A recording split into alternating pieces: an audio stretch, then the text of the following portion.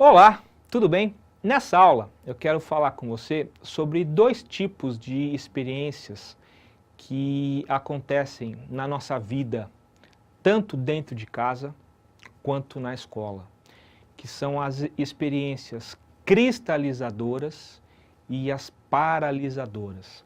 Eu quero vir aqui para esse primeiro slide para a gente ver quais são as cristalizadoras. Elas trabalham, elas funcionam como se fossem faíscas, como se fossem a chave que liga o carro, que fosse a ignição do carro. Então, por exemplo, a gente tem aí o Albert Einstein, que foi um dos maiores físicos da história, e ele, quando tinha 6, 7 anos de idade, ganhou uma bússola do pai dele. E ele ficou fascinado em ver que, conforme ele ia mexendo a bússola, a agulha apontava sempre para o norte. E depois que ele ficou muito famoso, ele falou, olha, uma das coisas que me fez me tornar físico foi aquela bússola, eu quis entender aquela bússola. Então foi uma experiência que somou, que cristalizou, que incentivou, que potencializou o filho. Então você pode muitas vezes apresentar para o seu filho coisas diversas. Ele vai certamente gostar de uma e vai enveredar por esse lado.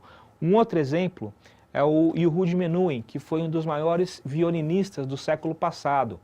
Ele tinha 4 anos de idade e eles moravam na Califórnia e os pais levaram para ele ver uma orquestra sinfônica de São Francisco.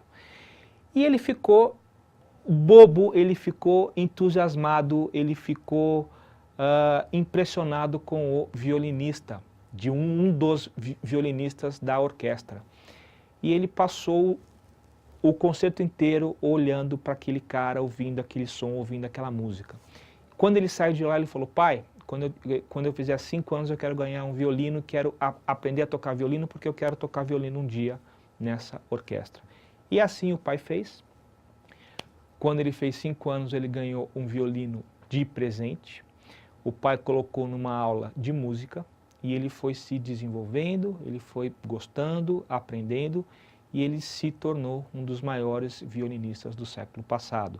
Dá um Google nele, volta aqui para o slide, anota o nome dele, Yehudi Menuhin, e ouçam algumas coisas dele para você ver a qualidade musical dele.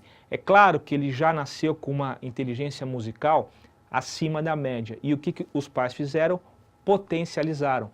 Pode ser que se ele nunca tivesse ido numa orquestra, ele nunca fosse potencializar essa inteligência. Por isso que é super importante você fazer um teste, uma avaliação das múltiplas inteligências, para que você descubra quais são as suas, tá? E a partir dela você poder se desenvolver. E quanto mais cedo você fizer, melhor o seu desenvolvimento. Bom, ao mesmo tempo que a gente tem as cristalizadoras, que são para cima, que ajudam você a se desenvolver, a gente tem as paralisadoras, como o nome diz, elas te paralisam. Então, por exemplo, quando você está numa aula e alguém chega para você e fala assim, cara, como você é burro, você não é capaz, você nunca vai ser capaz de aprender isso. Você nunca vai conseguir aprender esse conceito. Você não é capaz, você não é capaz. O peso dessa frase para uma criança, você não é capaz.